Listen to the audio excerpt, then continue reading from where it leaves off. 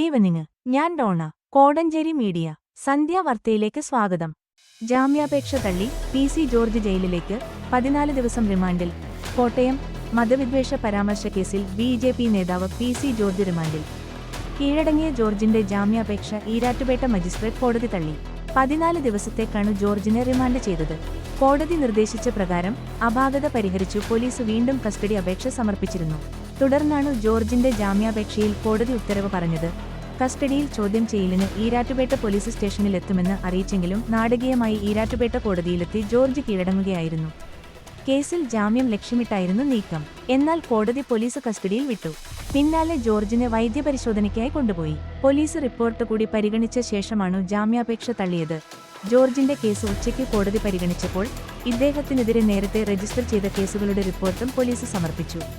തിങ്കളാഴ്ച രാവിലെ മുതൽ ജോർജിന്റെ വീട്ടിൽ ബി.ജെ.പി. നേതാക്കളും പ്രവർത്തകരും എത്തിയിരുന്നു. പോലീസ് നോട്ടീസ് നൽകിയതിനെ തുടർന്ന് ബി.ജെ.പി. പ്രതിഷേധ പ്രകടനം ഒഴിവാക്കി. അറസ്റ്റ് ചെയ്യാൻ നീക്കം തുടങ്ങിയതിനു പിന്നാലെ ഹാജരാകാൻ 2 ദിവസത്തെ സാവകാശം ജോർജ് തേടിയിരുന്നു. ഉരുൾപൊട്ടൽ ദുരന്തം, പുനരധിവാസത്തിനു വായ്പയായി പണമനുവദിച്ച നടപടി നീതികേടെന്ന് പ്രിയങ്ക ഗാന്ധി. കൽപ്പറ്റ ചൂരൽമല ദുരന്തത്തിന് 6 മാസത്തിനു ശേഷം പുനരധിവാസത്തിനു വായ്പയായി പണമനുവദിച്ച നടപടി നീതികേടും മനുഷ്യത്വരഹിതവുമെന്നു പ്രധാനമന്ത്രിക്ക് അയച്ച കത്തിൽ പ്രിയങ്ക ഗാന്ധി എം.പി. കുറ്റപ്പെടുത്തി. നിലവിൽ പ്രഖ്യാപിച്ചിരിക്കുന്ന വായ്പ ദുരിതാശ്വാസമായി മാറ്റണമെന്നും സമയപരിധി നീട്ടണമെന്നും കത്തിൽ ആവശ്യപ്പെട്ടു. 298 പേർ മരിക്കുകയും എല്ലാ അടിസ്ഥാന സൗകര്യങ്ങളും തകരുകയും ചെയ്ത ദുരന്തഭൂമിയിൽ പ്രധാനമന്ത്രിയുടെ സന്ദർശനം വലിയ പ്രതീക്ഷയോടെയാണ് കണ്ടത്. ഈ ദുരന്തത്തെ അതിജീവിക്കാൻ അസാമാന്യ ധൈര്യം വയനാട്ടിലെ ജനങ്ങൾ പ്രകടിപ്പിക്കുന്നുണ്ടെങ്കിലും കേന്ദ്ര, സംസ്ഥാന സർക്കാരുകളുടെ ധനസഹായമില്ലാതെ കഴിയില്ല. പുനരധിവാസം വേദനിപ്പിക്കുന്ന നിലയിലുള്ള മന്ദഗതിയിലാണ് നീങ്ങുന്നത്. കേരളത്തിൽ നിന്നുള്ള എംപിമാരുടെ നിരന്തര സമ്മർദ്ദത്തിന്റെ ഫലമായിട്ടാണ് അതിതീവ്ര ദുരന്തം എന്ന ഗണത്തിൽ ചൂരൽമല ഉരുൾപൊട്ടൽ പെടുത്തിയത്. പക്ഷേ പരിമിതമായ സഹായം കടുത്ത മാനദണ്ഡങ്ങളോടെ പ്രഖ്യാപിച്ചത് നിരാശയുണ്ടാക്കുന്നു. ഈ ദുർവിധിയിൽ വയനാട്ടിലെ ജനങ്ങൾ കൂടുതൽ സഹായം അർഹിക്കുന്നുണ്ടെന്നും അതിനെ സഹാനുഭൂതിയോടെ കാണണമെന്നും പ്രിയങ്ക പറഞ്ഞു. കൃഷി, വ്യാപാരം, ടൂറിസം പ്രവർത്തനങ്ങളുമായി ഉപജീവനം നടത്തിയിരുന്നവരും ജീപ്പ്, ഓട്ടോറിക്ഷ ഡ്രൈവർമാരും ചെറുകിട വ്യാപാരികളും ഹോം സ്റ്റേ നടത്തിയവരുമെല്ലാം വരുമാനം നഷ്ടപ്പെട്ട അവസ്ഥയിലാണ്. രണ്ടറ്റം മുട്ടിക്കാൻ കഴിയാതെ വലയുകയാണു ദുരന്തബാധിതർ എന്നും കത്തിൽ ചൂണ്ടിക്കാണിക്കുന്നു. വനം മന്ത്രിയെത്തണം. ആറളത്ത് മൃതദേഹങ്ങളുമായെത്തിയ ആംബുലൻസ് തടഞ്ഞ നാട്ടുകാർ എം.വി. ജയരാജനെയും തടഞ്ഞു. കണ്ണൂർ ആറളം ഫാമിൽ കാട്ടാന ആക്രമണത്തിൽ കൊല്ലപ്പെട്ട ആദിവാസി ദമ്പതികളുടെ പോസ്റ്റ്മോർട്ടം പൂർത്തിയായി. ദമ്പതികളുടെ വീടിനു 100 മീറ്റർ അകലെ മൃതദേഹങ്ങളുമായെത്തിയ ആംബുലൻസ് നാട്ടുകാർ തടഞ്ഞു. വനം മന്ത്രി ഇവിടെയെത്താതെ മൃതദേഹം വീട്ടിലേക്ക് കൊണ്ടുപോകില്ലെന്നാണ് പ്രതിഷേധക്കാർ പറയുന്നത്. സംഭവസ്ഥലത്തെത്തിയ CPM കണ്ണൂർ ജില്ലാ സെക്രട്ടറി എം.വി. ജയരാജൻ അടക്കമുള്ള നേതാക്കളെയും പ്രതിഷേധക്കാർ തടഞ്ഞു. ഇന്നലെ സബ് കലക്ടർ സ്ഥലത്തെത്തിയിട്ടും ആംബുലൻസ് കൊണ്ടുപോകാൻ അനുവദിക്കാതിരുന്ന നാട്ടുകാർ പോലീസ് നടത്തിയ ചർച്ചയ്ക്ക് ഒടുവിലാണ് അയഞ്ഞത്. വൈകിട്ട് 3 മണിക്ക് വനംമന്ത്രി പങ്കെടുക്കുന്ന സർവകക്ഷിയോഗം ചേരും. കുടുംബത്തിന് 20 ലക്ഷം രൂപ നഷ്ടപരിഹാരം നൽകുമെന്നാണ് പ്രഖ്യാപനം. ആദ്യഘട്ട നഷ്ടപരിഹാരം ഇന്നു കൈമാറുമെന്ന് ജില്ലാ ഭരണകൂടം അറിയിച്ചു. ആറളം പഞ്ചായത്തിൽ UDF-ഉം ബി.ജെ.പിയും പ്രഖ്യാപിച്ച ഹർത്താൽ പുരോഗമിക്കുകയാണ്. 13ാം ബ്ലോക്കിൽ കശുവണ്ടി ശേഖരിച്ചു മടങ്ങുമ്പോഴാണ് ഇന്നലെ ഉച്ചയോടെ വെള്ളിയെയും ലീലയെയും ആന ആക്രമിച്ചത്. വീടിനു പിന്നിൽ പതിയിരുന്ന കാട്ടാനയുടെ ആക്രമണത്തിൽ വൃദ്ധ ദമ്പതികൾ സംഭവസ്ഥലത്തു വെച്ചുതന്നെ മരിച്ചിരുന്നു. പ്രദേശത്ത് വന്യമൃഗ ശല്യത്തെ തുടർന്നു നൂറുകണക്കിന് കുടുംബങ്ങൾ വീടൊഴിഞ്ഞുപോയിരുന്നു. ആദിവാസി പുനരധിവാസ മേഖലയായ ആറളം ഫാമിൽ 20ഓളം പേരാണ് ഇതുവരെ കാട്ടാന ആക്രമണങ്ങളിൽ കൊല്ലപ്പെട്ടത്. വനാതിർത്തിയിൽ ആനമതിൽ നിർമ്മാണം 2 വർഷം മുൻപ് തുടങ്ങിയെങ്കിലും ഇതുവരെ പൂർത്തിയായിട്ടില്ല. തോട്ടുമുക്കത്ത് പുലിയെ കണ്ടതായി നാട്ടുകാർ. വന്യമൃഗം വളർത്തുനായയെ കടിച്ചുകൊന്നു. കൊടിയത്തൂർ പഞ്ചായത്തിലെ തോട്ടുമുക്കം മാടാമ്പി കാക്കനാട് മാത്യുവിന്റെ വീട്ടിലെ വളർത്തുനായയെയാണ് കൊണ്ടുപോയത്. ചങ്ങലയിൽ നായയുടെ തല മാത്രമാണ്. നായയെ കൊണ്ടുപോയത് പുലിയാണെന്നാണ് നാട്ടുകാരുടെ സംശയം. നാട്ടുകാർ വിവരം അറിയിച്ചതിനെ തുടർന്ന് ഫോറസ്റ്റ് ഉദ്യോഗസ്ഥർ സ്ഥലത്തെത്തി പരിശോധന തുടങ്ങി. Peedikappara section deputy range forest officer Subeer പിയുടെ നേതൃത്വത്തിലുള്ള സംഘമാണ് സ്ഥലത്തെത്തിയത്. കോഴിക്കോട് ജില്ലയുടെ കിഴക്കൻ മലയോര മേഖലയിൽ കഴിഞ്ഞ കുറേ ദിവസമായി പുലിയെ കണ്ടതായി നാട്ടുകാർ ആരോപിക്കുന്നുണ്ട്. 11:30 ആയപ്പോൾ 2 നായ്ക്കളും വല്ലാതെ കുരച്ചു. കള്ളന്മാരാണോ എന്ന് നോക്കാൻ എഴുന്നേറ്റ് വന്നു. ലൈറ്റിടിച്ച് ആരെയും കണ്ടില്ല. ഒരു നായ മാത്രം അനങ്ങുന്നില്ല. അടുത്ത് ചെന്ന് നോക്കിയപ്പോൾ ചോരയൊലിപ്പിക്കുന്ന നിലയിലായിരുന്നുവെന്ന് വീട്ടുകാർ പറയുന്നു. കണ്ടപ്പഞ്ചാൽ പാലത്തിനടിയിൽ പെരുന്തേൻകൂട്, ആശങ്കയിൽ നാട്ടുകാർ. നെല്ലിപ്പൊയിൽ കോടഞ്ചേരി ഗ്രാമപഞ്ചായത്ത് മുണ്ടൂർ ആനക്കാമ്പുയിൽ റോഡിൽ കണ്ടപ്പഞ്ചാൽ അങ്ങാടിക്ക് സമീപം കണ്ടപ്പഞ്ചാൽ പാലത്തിന് അടിയിലുള്ള പെരുന്തേൻകൂട് നാട്ടുകാർക്ക് ഭീഷണിയാകുന്നു. ഏതാനും വർഷങ്ങൾക്കു മുമ്പ് ഇവിടെ പെരുന്തേൻകൂട് ഇളകിയുണ്ടായ ഈച്ചകളുടെ ആക്രമണത്തിൽ ഒരാൾ മരിച്ചിരുന്നു. ഏതാനും പേർക്ക് അന്ന് പരിക്കേൽക്കുകയും ചെയ്തിരുന്നു. വേനൽ കടുത്തതോടെ ഇടയ്ക്കിടയ്ക്ക് പെരുന്തേൻകൂട് ഇളകി കൂട്ടത്തോടെ ഈച്ചകൾ പറക്കുന്നതായി പ്രദേശവാസികൾ പറയുന്നു. സ്ഥലം വാർഡ് മെമ്പറെ വിവരമറിയിച്ചെങ്കിലും പെരുന്തേൻകൂട് കത്തിച്ച് അപകടം ഒഴിവാക്കുന്നതിന് പഞ്ചായത്തിൽ ഫണ്ട് ഉണ്ട്. ഏതെങ്കിലും രീതിയിൽ പൊതുജനങ്ങൾക്ക് ഇത് സഹായകരമാകും. ഒന്നിലധികം പെരുന്തേൻ കൂടുകൾ പാലത്തിന് അടിയിലുണ്ടെന്നാണ് പ്രദേശവാസികൾ പറയുന്നത്. പ്രദേശവാസികളടക്കം നിരവധി ആളുകളാണ് കുളിക്കാനും വസ്ത്രങ്ങൾ അലക്കാനുമായി ദിവസേന ഈ പുഴയിലെത്തുന്നത്. അടിയന്തരമായ പെരുന്തേൻ കൂട് കത്തിച്ച് അപകടം ഒഴിവാക്കണമെന്നാണ് നാട്ടുകാരുടെ ആവശ്യം. പ്രമേഹ രോഗികൾക്ക് ആശ്വാസം.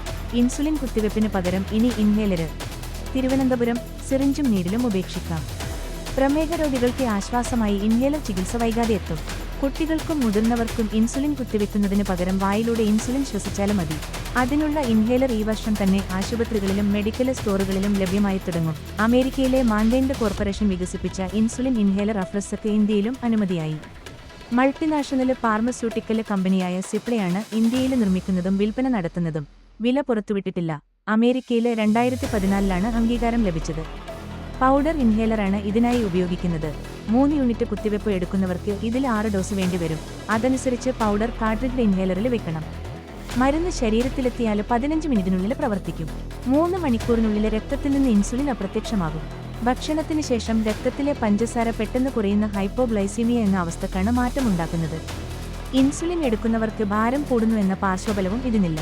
നിരവധി തവണ ഇൻസുലിൻ കുത്തിവെപ്പ് എടുക്കുന്നവർക്കും ഓട്ടോമാറ്റഡ് ഡിവൈസ് ഉപയോഗിക്കുന്നവർക്കും ഇത് ആശ്വാസമാകും. സംസ്ഥാനത്തെ 3.51 കോടി ജനസംഖ്യയിൽ ഏതാണ്ട് 1.52 കോടി 43.5% പ്രമേഹ ബാധിതരെന്നാണ് ICMRന്റെ പുതിയ കണക്ക്. വെള്ളക്കെട്ടും പാറക്കെട്ടുകളും വെല്ലുവിളി. നാഗർകുർനൂൽ രക്ഷാദൗത്യത്തിന് നാവികസേനയും. നാഗർകുർനൂൽ ദുരന്തത്തിൽ ടണലിനുള്ളിൽ അകപ്പെട്ടവരെ രക്ഷപ്പെടുത്താനുള്ള ദൗത്യത്തിന് നാവികസേനയും. നാവികസേന മറൈൻ കമാൻഡോസായ മാർക്കോസ് കൂടി രക്ഷാദൗത്യത്തിലെത്തും. മണ്ണിടിഞ്ഞ് 8 പേർ കുടുങ്ങിയതിന് 150 മീറ്റർ അകലെ രക്ഷാപ്രവർത്തകരെത്തി. 11.5 കിലോമീറ്റർ അകത്ത് വരെ ഒരു ജനറേറ്ററടക്കമുള്ള യന്ത്രങ്ങളെത്തിച്ചു. പിന്നീടുള്ള 2 കിലോമീറ്റർ താൽക്കാലിക കൺവെയർ ബെൽറ്റ് സജ്ജീകരിച്ചിരിക്കുകയാണ്. അവശിഷ്ടങ്ങൾ ഈ കൺവെയർ ബെൽറ്റ് വഴിയാണ് പുറത്തേക്ക് കൊണ്ടുവരുന്നത്. തകർന്ന മെഷീൻ ഭാഗങ്ങളും ചെളിയും വെള്ളക്കെട്ടും സിമന്റ് പാളികളും പാറക്കെട്ടുകളും രക്ഷാപ്രവർത്തകർക്ക് മുന്നോട്ടു പോകാൻ കടുത്ത വെല്ലുവിളിയാണ്. 9.5 അടി വ്യാസമുള്ള ടണൽ പൂർണ്ണമായും അവശിഷ്ടങ്ങൾ വന്നു മൂടിയ നിലയിലാണ്. രാത്രി മുഴുവനും രക്ഷാപ്രവർത്തകർ ലൗഡ് സ്പീക്കറിലൂടെ പേര് വിളിച്ചിട്ടും ഉള്ളിൽ നിന്നും മറുപടിയില്ല. കുടുങ്ങിപ്പോയവർ ചൂടും സമ്മർദ്ദവും നിർജ്ജലീകരണവും കാരണം ബോധരഹിതരാവാൻ സാധ്യതയുണ്ടെന്നാണ് വിലയിരുത്തൽ. ഓക്സിജൻ പരമാവധി പമ്പ് ചെയ്ത് നൽകാൻ ശ്രമിക്കുമെന്ന് അധികൃതർ അറിയിച്ചു. കഴിഞ്ഞ ദിവസമാണ് ശ്രീശൈലം ലെഫ്റ്റ് ബാങ്ക് കനാൽ ജലസേചന പദ്ധതിയുടെ വമ്പൻ ടണലുകളിലൊന്നിന്റെ മേൽക്കൂര ഇടിഞ്ഞ് വീണ് ഇതിനകത്ത് 8 പേർ കുടുങ്ങിയത്. ടണലിന്റെ പ്രവേശന കവാടത്തിൽ നിന്ന് ഏതാണ്ട് 13.5 കിലോമീറ്റർ അകലെയാണ് അപകടമുണ്ടായത്. വമ്പൻ ബോറിംഗ് മെഷീൻ കൊണ്ടുവന്ന് ടണൽ തുറക്കുന്ന ജോലികൾ പുരോഗമിക്കവെയാണ് മേൽക്കൂര 2ഇടങ്ങളിലായി ഇടിഞ്ഞു വീണതും ടണലിലേക്ക് വെള്ളവും ചെളിയും കുതിച്ചൊഴുകിയെത്തിയതുമെന്നാണ് തൊഴിലാളികൾ പറയുന്നത്. മേൽക്കൂരയിൽ വെള്ളമിറങ്ങി വിള്ളലുണ്ടായിരുന്നെന്നും ഇത് വലുതായി പൊട്ടി വീണുവെന്നുമാണ് നിഗമനം. സിമന്റ് പാളികളും പാറക്കെട്ടുകളും പൊട്ടി വീണ് ബോറിംഗ് മെഷീൻ അപ്പാടെ തകർന്നു. വയനാട് തലപ്പുഴയിൽ തേയിലത്തോട്ടത്തിന് തീപിടിച്ചു. മാനന്തവാടി തലപ്പുഴ ബോയ്സ് ടൗണിന് സമീപം തേയിലത്തോട്ടത്തിന് തീപിടിച്ചു. ഇവിടെയുള്ള ഗ്ലെൻ 11 എസ്റ്റേറ്റിലാണ് തീപിടുത്തമുണ്ടായത്. ഒരേക്കര് സ്ഥലത്തുള്ള 300 തേയിലച്ചെടികൾ കത്തിനശിച്ചതായി മാനന്തവാടി ഫയർഫോഴ്സ് ഉദ്യോഗസ്ഥർ പറഞ്ഞു. തോട്ടത്തിൽ ഉണങ്ങിനിന്ന അടിക്കാടുകൾക്കിടയിലേക്ക് വൈദ്യുതി ലൈനിലെ ഷോർട്ട് സർക്യൂട്ട് കാരണം തീപ്പൊരി വീണതാണ്. ആ പൊന്നെങ്കിലും തിരിച്ചു തരൂ. ഉറ്റവരുടെ ഓർമ്മകളാണ് അപേക്ഷയുമായി മുണ്ടക്കൈ ദുരിതബാധിതര്. വയനാട് മുണ്ടക്കൈ ദുരന്തത്തിൽ മരിച്ചവരുടെ ശരീരത്തിൽ നിന്ന് കണ്ടെടുത്ത സ്വർണ്ണാഭരണങ്ങൾ ഇനിയും ബന്ധുക്കൾക്ക് കൈമാറിയിട്ടില്ല. ദുരന്തം കഴിഞ്ഞ് 7 മാസം പിന്നിട്ടിട്ടും ആഭരണങ്ങൾക്കായി ഓഫീസുകൾ കയറിയിറങ്ങുകയാണ് ഉറ്റവരെ നഷ്ടപ്പെട്ട കുടുംബങ്ങൾ. നടപടിക്രമങ്ങൾ പൂർത്തീകരിക്കുന്നതിനുള്ള സാങ്കേതിക തടസ്സങ്ങളാണ് കാലതാമസത്തിന് കാരണം. മുണ്ടക്കൈ ദുരന്തത്തിൽ ഭാര്യയും മക്കളും മാതാപിതാക്കളും സഹോദരനും ഉൾപ്പെടെ കുടുംബത്തിലെ 11 പേരെ നഷ്ടമായ കളത്തിങ്ങൽ നൌഫലിനെ നാം മറന്നിട്ടില്ല. ഇന്നിപ്പോൾ മേപ്പാടി ചൂരന്മല റോഡിൽ കടതുറന്ന നൌഫൽ അതിജീവനത്തിന്റെ പാതയിലാണ്. കുടുംബത്തിൽ നിന്ന് മരിച്ചവരുടെ ശരീരത്തിലുണ്ടായിരുന്ന സ്വർണ്ണാഭരണങ്ങൾ നേരത്തെ തന്നെ തിരിച്ചറിഞ്ഞതാണ്. എന്നാൽ അതൊന്നും ഇനിയും തിരിച്ചു കിട്ടിയിട്ടില്ല. പ്രവാസിയായ മുണ്ടക്കൈ മീത്തലെ വീട്ടിൽ ഷാഫിക്കും പറയാനുള്ളത് സമാനമായ അനുഭവമാണ്. മാതാപിതാക്കളും സഹോദരിയും ദുരന്തത്തിൽ മരിച്ചു. 6.5 പവനോളം സ്വർണ്ണാഭരണങ്ങൾ തിരിച്ചു കിട്ടാനുണ്ട്.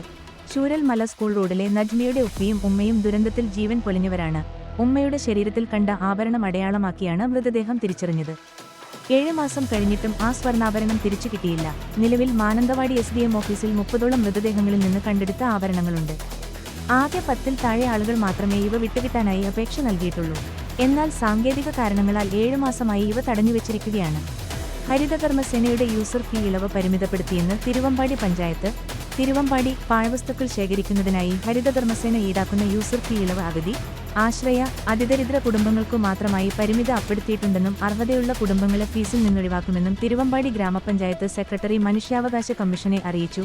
ബി.പി.എൽ കുടുംബങ്ങളിൽ നിന്ന് സർക്കാർ നിർദ്ദേശങ്ങൾക്ക് വിരുദ്ധമായി തിരുവമ്പാടി പഞ്ചായത്ത് യൂസർ ഫീ പിരിക്കുകയാണെന്നാരോപിച്ച് ലഭിച്ച പരാതിയിൽ കമ്മീഷൻ ജുഡീഷ്യൽ അംഗം കെ. ബൈജുനാഥ് ആവശ്യപ്പെട്ട റിപ്പോർട്ടിലാണ് പഞ്ചായത്ത് വിശദീകരണം നൽകിയത്.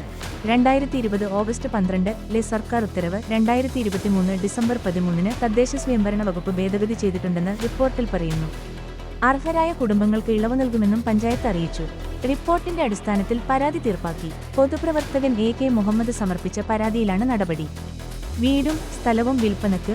കോടഞ്ചേരി പഞ്ചായത്തിൽ പുലിക്കയ മങ്ങാടിക്കടുത്ത് 10 സെന്റ് സ്ഥലവും വാർക്ക് വീടും വിൽപ്പനക്ക്.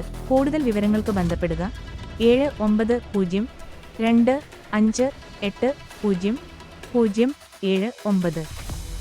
വാർത്തകൾ കഴിഞ്ഞു. നമസ്കാരം. വാർത്തകളും പരസ്യങ്ങളും അറിയിക്കുവാൻ വേണ്ടി കോടഞ്ചേരി മീഡിയ അഡ്മിന്മാരെ ബന്ധപ്പെടാവുന്നതാണ്.